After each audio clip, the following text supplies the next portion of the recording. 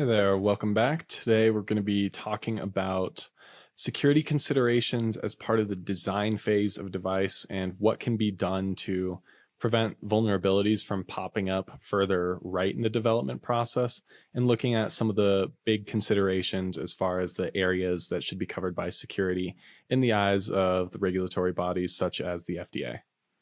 All right. Sounds pretty serious stuff. Oh yeah. Yeah, when we're looking at these medical devices and the impact of breaching them, it can get pretty serious. All right. And where do these controls come from you're talking about we're going to cover? Are these So standard best practices or like where do they come from?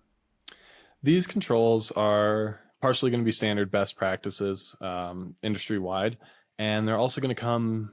We're going to look at the FDA's requirements, since that's what we have the most experience dealing with and what we see the most, and what the FDA sees as the most important areas to address cybersecurity. Okay. Awesome. So I think one of those requirements is authentication. Is that correct? Yeah, and how we're getting to the controls around these requirements. So I want to talk a little bit about a requirement in a device, period. So there can be That's a a good place to functional start. We should back up a little requirement. bit and talk about that. Yeah. Yeah. All right. Go ahead. There, Sorry. there can be the functional requirement in a device. So if I have my cell phone right here, a functional requirement is put a password in place to log into the phone. Now, the non-functional requirement there might be, how is that password protected? Is it just stored in plain text somewhere in the phone where if someone gets in, they can just read it? Is it hashed in some way? Is it stored up in the cloud? Is there an authentication manager? The non-functional requirements are sort of where it can get a little bit murky and where security really needs to be looked at. So for each of these items, they are typically going to be the non-functional requirements that we're looking at more. And for each of the functional requirements, we need This to is kind of like understand how it's cybersecurity as a whole. Isn't cybersecurity as a whole like a non-functional requirement typically? pretty much. A lot of people see cybersecurity as a necessary evil.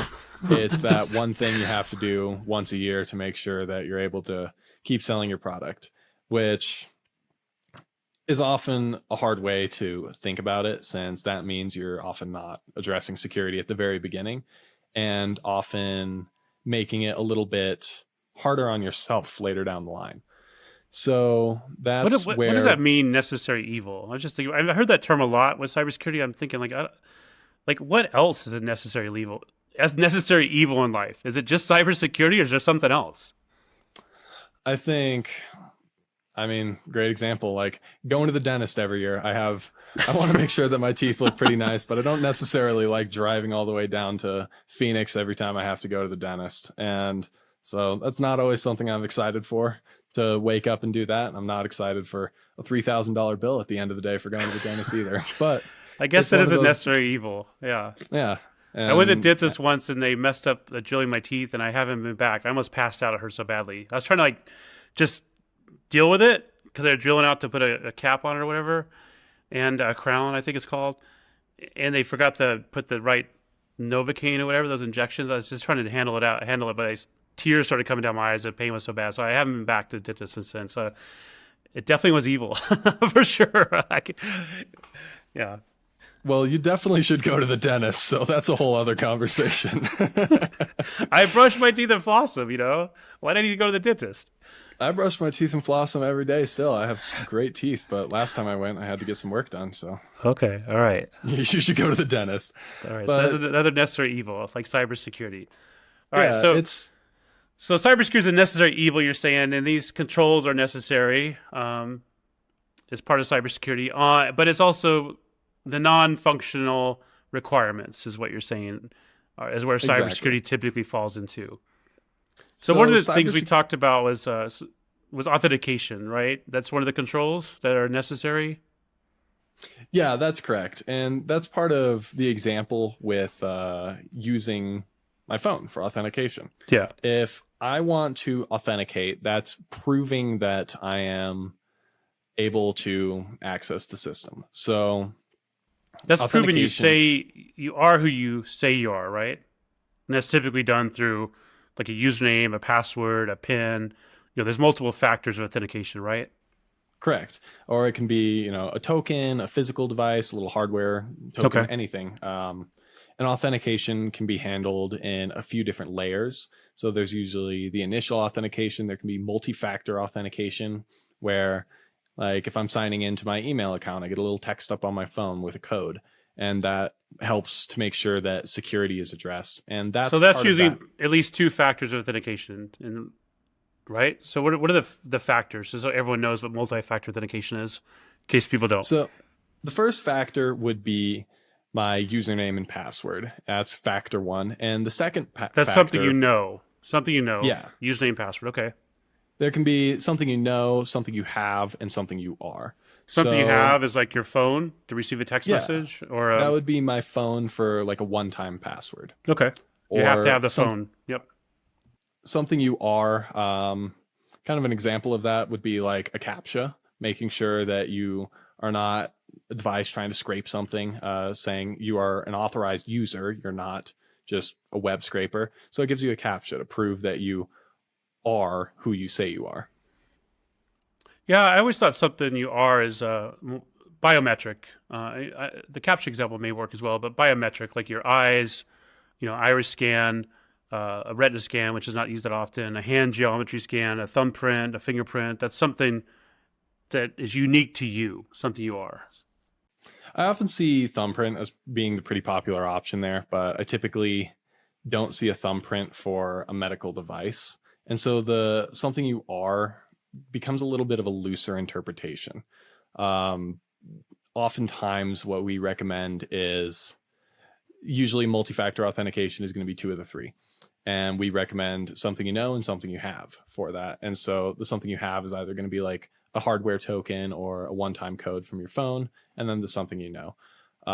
In a lot of sensitive environments, we'll address the something you are as far as like a biometric consideration.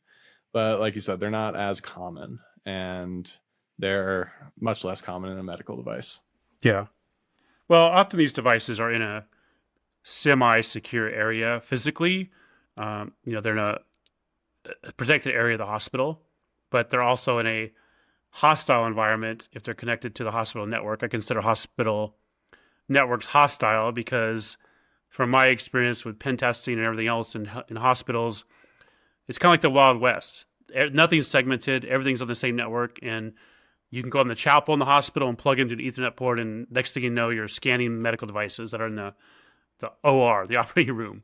So it's pretty scary. And authentication is extremely important in that case. And we've found many of these devices, and I think you talked about this in a previous episode, that have the default username and password for like a web admin interface to the medical device.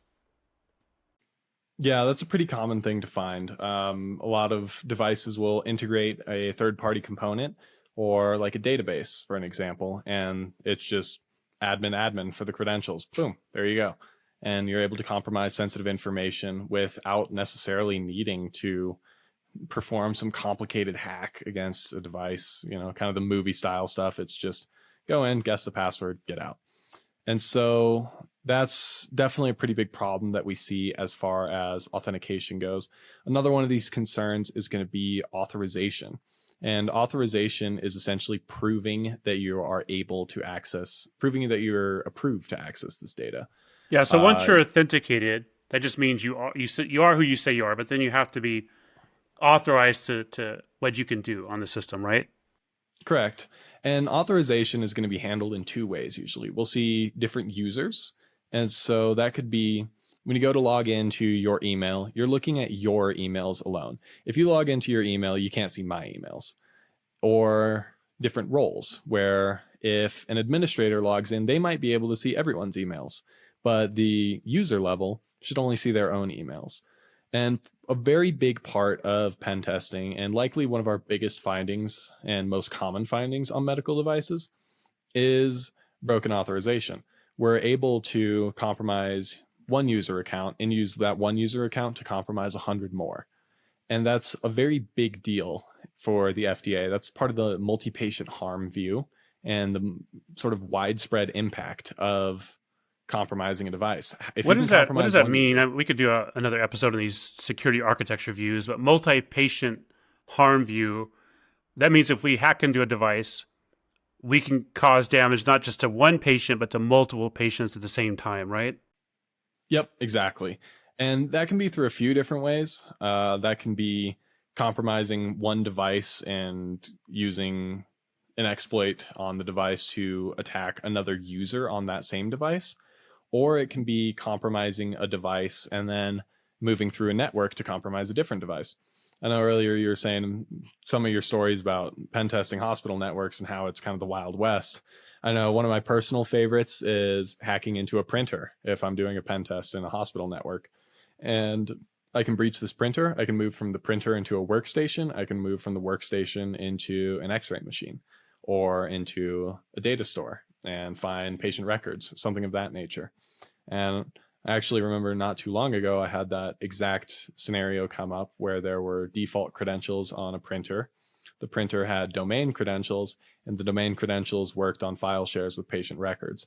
And so by getting into that printer, I was able to just spread out through the network. So that's sort of the multi-patient harm view, is moving from one device to another or one user to another. And affecting multiple patients. Like it says, Yeah, exactly. harming multiple patients with one attack effectively. Yep. Okay, so Now, we covered authentication, authorization. The next control for medical devices is cryptography. And cryptography, I know you've got some experience with that. Like one of the devices I worked on a long time ago, one of the things that was neglected from a cryptography perspective, which equates to encryption, is the hard drive of this device was not encrypted. This is an IVD device, in vitro diagnostics device. It had sensitive data on the device. And they didn't have clear disposal instructions. So when people, like hospitals, were done using this device, it was like end of life, they would just like sell it to somebody that bought old used hospital equipment, and it would end up on eBay occasionally. And people were buying the device, taking the hard drive out of it, and they could put the hard drive in another device and read all the data on that hard drive, which obviously was a problem. And this was resolved by them encrypting with full disk encryption that hard drive. But they didn't have the cryptographic means at the time, so that was a disclosure. It wasn't an effect to patient harm, but a disclosure of confidentiality. yeah, that's a pretty good example. I know that full disk encryption is something that we see come up as a problem all the time. Encryption concerns need to be addressed at two levels. There's the encryption at rest, and so that's going to be like that hard drive example. And then the encryption in transit. So that's anything going over the air, anything going over a physical wire. If I'm able to sit on that wire kind of as a man in the middle listening to a connection, I shouldn't be able to know what's actually going on. It should be encrypted. It should just be gibberish to me. The same way as if I'm getting into a hard drive and I'm trying to snoop around, see what I can read, I shouldn't be able to actually read anything unless I prove that I'm able to access that data. Yeah, and that's a good point with the data at rest and data in transit. And then I know like the Poodle attack, that was a problem with using a weak cipher suite, right? The Poodle attack. Are you familiar with that? Yeah, it's not something that you see too often anymore, but once in a while we'll actually find some of the older exploits. Actually, not too long ago, I think maybe about a month or so ago, we were able to find a similar padding attack to the Poodle attack on a device. Okay, awesome. So we talked about authentication, authorization, cryptography, and another control is code, data, and execution integrity. Can you explain a little bit about that one? I have a story about that one too, but I'll start with you. Yeah, that one comes into three parts: the code, data, and execution. So we're looking at making sure that nothing's been tampered with. The code itself can be opened up to a lot of different supply chain attacks. If there's a malicious insider who's pushing out bad changes to GitHub, or if someone's able to go in, modify the code, and start pushing out updates to a device so that it is running a bad version of software, that would be a compromise of the code integrity. In the same way, we have to make sure that any data stored on the device is authentic. So there should be controls in place around data to make sure that no one can get in and tamper it without clear evidence, clear logging trails. They should be authenticated and authorized to access that data to begin with, and there shouldn't be any way to bypass that to modify the data.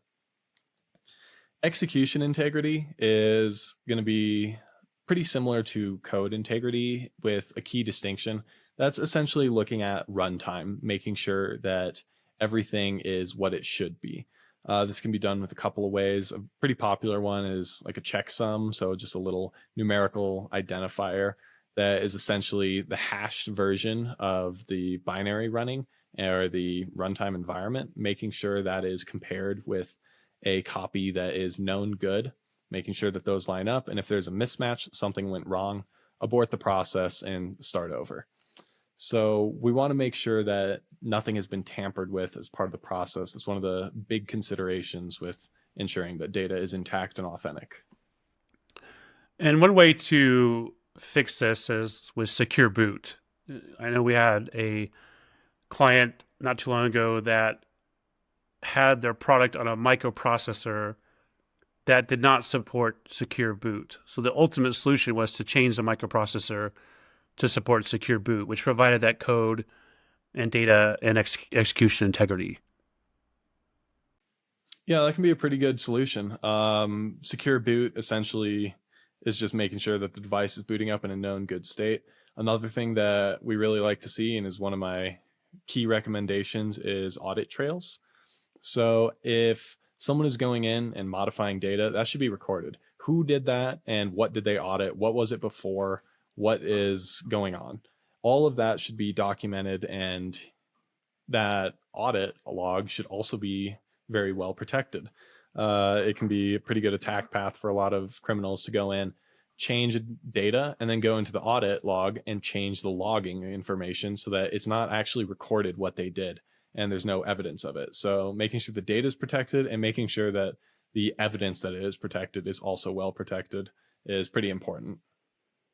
Yeah, that's a good point. That the data integrity of the audit logs is extremely important. And event detection and logging is also one of the categories for the cybersecurity controls, which ties into what you're saying. But these all go together, basically, right? If we have events logged, but they're not protected with data integrity, then this is pretty common. That an attacker can just overwrite them or write malicious or bogus logs to the system, and you can't actually figure out what happened if there's an incident.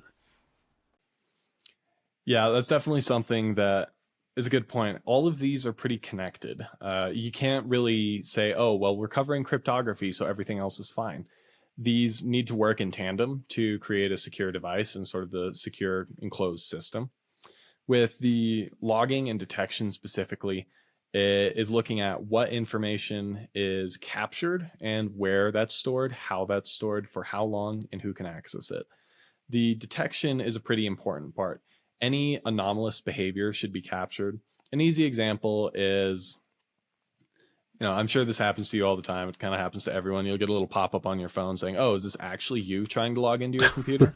And sometimes it is. Once in a while, it's not. And then you have a problem to go figure out. I know not too long ago, I got a login from Brazil, which was a little bit weird. And so I had to go and cycle all my passwords, get everything all figured out there. But what sort of events are being captured? Are there weird login attempts that people are tracking? Are there, let's say, are you logging that data has been tampered? Are you logging that data has been moved, or a copy of the data has been exported? A new user is created. The list can go on pretty much forever. You can do a whole series of episodes about just what information you should capture depending on the specific device. But in general, behavior that is outside of the normal should be captured, and it should be very clear who can access that, what they can do with it, how long it's stored, anything around that nature. Yeah, that's a good point. We could probably do an episode on each of these categories. There's 8 of them. We covered 5 of them so far. Confidentiality is another one. Yeah, go ahead. Confidentiality is a little bit of an interesting one. This is one that I kind of think about in a little bit of a different way from some of the other ones. This one is hard to be a standalone topic. Usually it's covered by proper authentication and proper authorization, which is kind of an interesting way to say, well, if you have these two, you have these three. But as long as data is confidential, so it's only shown to those who should have access to it and are approved to it, that who has access to it and who is approved to it is immediately covered by authentication and authorization. Yeah, because we covered cryptography, and I often think of confidentiality equals encryption. But in this case, you're saying authentication, authorization combined, because these things are interrelated with encryption, provide that confidentiality. Yep, exactly. And interestingly enough, that's one of the FDA stances on it as well. As part of their guidance, when you're going through and looking at these controls, they explicitly call each of these out. And for confidentiality, they say that they want to look at your controls around authorization and authentication as the primary source of confidentiality. Interesting. And yeah, and I think encryption plays a role in that too. Obviously, like we talked about the scenario where the equipment was disposed of, the IVD device, and the hard drive did not have full disk encryption. Right. So there's two more of these categories that the FDA recommends. The other one is resilience and recovery. So in this case, we're talking about how does the device fail? If it's under a cyber attack, how does it recover itself? How to restore the device. Is there anything else we need to be concerned about with resilience and recovery? Yeah, I think the resilience part is sort of deflecting those attacks in the first place. There's no perfect security, unfortunately. As much as it would be nice to say, in a perfect world, you can fix everything, it's not the place. So seeing what the device can fend off, in a sense, if you have a firewall and that firewall is blocking all these port scanning attempts and vulnerability scanners and just getting barraged with tons of information all the time, that can act as a sort of resilience. And the recovery is, well, these protections are going to fail eventually. No protection is perfect, and with enough time, enough resources, and enough talent, a bad guy might be able to get in regardless. So if something bad happens, how are you getting to a known good state? How does the device recognize we're in crisis mode, we have to recover? If there's just a total crash, how is it going to get back and not continue to crash? How is it going to get back to a state that we know is good, is safe, and is clean? Awesome. I think resilience is important in life and in general, not just in medical devices. It's an important skill. I try to do hard things so I can maintain my resilience. Yep. So the last one, we got one more category. This is a little controversial. I think this one is firmware and software updates. There's this drive to make sure we can remotely patch all these medical devices, and the manufacturer can remotely do it. They can remotely push updates to the device. But that opens up some concerns, doesn't it? That remote connection to the device? Yeah, there are a couple of problems that can come up there. I know on kind of a previous episode, we had talked about a situation where I was testing an acne laser for security, and it was meant to be an enclosed system, no connectivity, and any updates would require a technician to go on site. But I was able to introduce connectivity through a vulnerability in a USB port. I was able to put in a network adapter and create network connectivity. Once I had that, the gates were open. There were so many attacks that get exposed to this device by network connectivity. And that's often the case with other devices.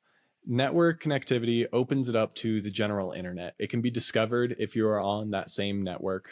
It can be found. Oftentimes, all it takes is walking into a hospital, finding an unprotected Ethernet port, and plugging it in. And then you're able to find that device. So while it can add a lot of convenience as far as the update procedure, it streamlines the process for the manufacturer if they need to make a change to the device. It also increases the threat landscape and just the potential risk to the device. There's a lot more that you can do to a network connected device. So it's definitely a little bit of a double-edged sword. Yeah, and we had a client that was doing remote updates of the device, but you have to consider what's on the distant end of the remote updates. At least we consider that. On the distant end, it was their entire corporate network. So their entire corporate network, anyone on that network could connect to the medical device and remotely update it. So our solution was to segment only the people that needed to do the updates. Only that network could remotely connect to the devices, because I think you use the term threat landscape or the attack surface. If the entire corporate network can connect to a medical device, if somebody in the corporate network, like the HR person, clicks on email and their computer becomes infected, now that HR computer can push a malicious update potentially to all the medical devices. So that's why we're saying there's some pros and cons to this. You have to do it in the secure and smart way. Yeah, and that's a good point about the update infrastructure itself. Is you have to make sure that that part is secure as well. That's sort of the global view of the device. That's the end-to-end, everything connected to it, everything involved with it needs to be addressed as far as security. And if the update server can be compromised, like you said, you can push out malicious packages to the device. You can do a lot of pretty nasty stuff there. Yeah.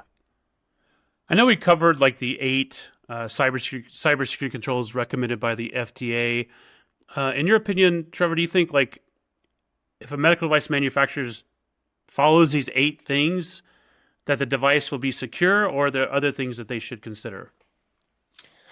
It's difficult with a medical device because of how loose the term medical device is. A medical device can be anything from a bandage to a surgery robot. There is such a wide range. So, of course, we're only looking at cyber devices here, which are devices with a computer, some sort of software component. The considerations here are a very good general first area to look at. In most cases, these are going to cover the vast majority of security considerations, but each device is unique. Each, landscape is unique. The attack surface is going to be unique. And as a result, the security considerations need to be unique, which is why it's really important to start addressing security sort of far left in the development cycle at the initial inception phase. So you're advocating for an SSDLC, as they like to say, a secure software development lifecycle, where we actually develop the requirements, the design with security or cybersecurity in mind. It sounds like you're an advocate of that, or DevSecOps, some people like to say as well. Exactly. It's something that should be thought of in the early phases instead of letting it slip to the end. And it saves time, it saves money. The cost of remediation and sort of redesigning a device when you're about ready to submit is a lot more significant than if you had just addressed security in the first place. It also takes a lot more time to go back. You might find that a security flaw is in a functionality that can't really be changed. And so you might have to change the core functionality of the device as a result. So making sure that you're hitting security early and often typically saves a lot of headache down the line. 100%. I'm an advocate for, what is that saying? Measure twice and cut once, So, yeah, measure twice, cut once. Yeah. We want to do it right the first time from the beginning before we actually start, making the production or producing something or making our cuts or manufacturing something, or even doing the software development. It's all ties together. Awesome. Well, I think we covered the 8 categories here pretty well that the FDA recommends. And I hope if you're listening, you got some value out of this and some insights out of this episode. And we'll hope to see you on the next one. Have a great one.